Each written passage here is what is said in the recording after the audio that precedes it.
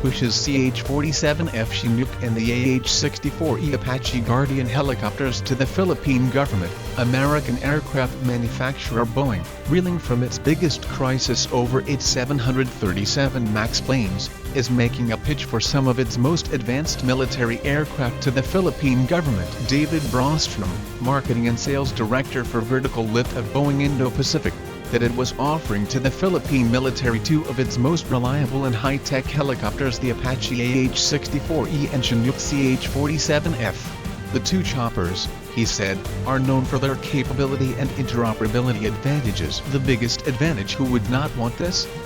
Said Brostrom. It's interoperability with all your partners, not just with the United States. Look at all the people flying it in Asia. Why wouldn't you want to have this capability to help your own people?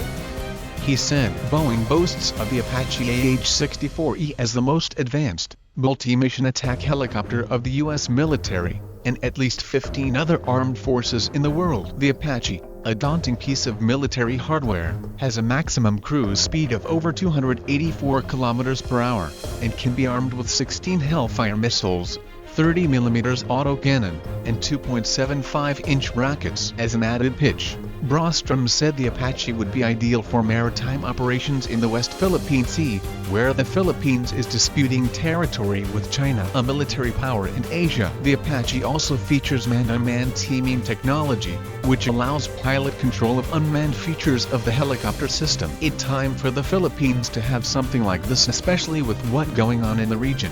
Your internal threats down south and your external threats in the West Philippine Sea, said Brostrom. He said if China knew the Philippines had Apache, they'd be less likely to push you around.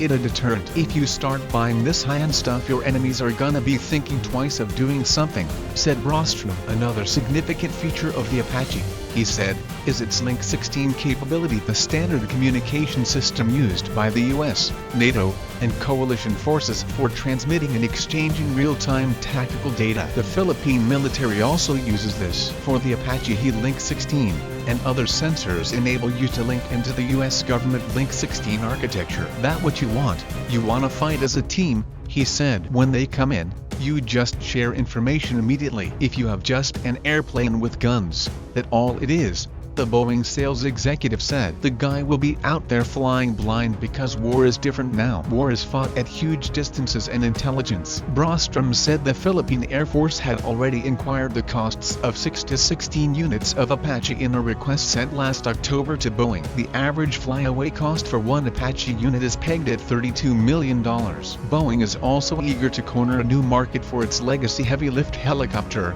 the Chinook CH-47F. Its capabilities are hard to match, Brostrom said. There may be cheaper ones, there are a lot cheaper planes out there, but they're not the best, he said. The Chinook is the workhorse aircraft of the US and other military forces around the world. It costs around $50 million. Brostrom said the humanitarian relief and disaster response mission capability of this aircraft and its ability to land on mountainous terrain are a perfect fit for the Philippines, which is often hit by disasters and calamities. You don't have to worry about the runway, he said, of Chinook landing needs. The PAF does not have a capability like this. You still have to clear the runway. You can get into an area, and there's no need to worry about clearing the runway, just land, he said. The Chinook may also be used for cargo and troop transport, special operations, and assault operations. It has a cruise speed of 290 km per hour and service ceiling of 20,000 feet. It can carry a payload of up to 11,973 kilograms or nearly 2 tons. While Boeing is confident of its products, Brostrom acknowledged that there are other factors in buying defense hardware like international relations and politics. It's just not simple, but as far as the Philippines go, we think this is a perfect fit, he said. President Rodrigo Duterte had said previously that his administration would no longer procure defense equipment from its traditional ally United States because of U.S. threats to impose sanctions on countries buying military equipment from China and Russia. Responding to reports that the Philippine Air Force PAF was buying Mi-17 helicopters from Russia, Brostrom said the Russian aircraft was a different type as these are medium lift. Brostrom also said the PAF had inquired about the possible purchase of Harpoon air-launched anti-ship missiles. We know they are interested, He said the potential sale of the aircraft would be conducted through a foreign military sales route.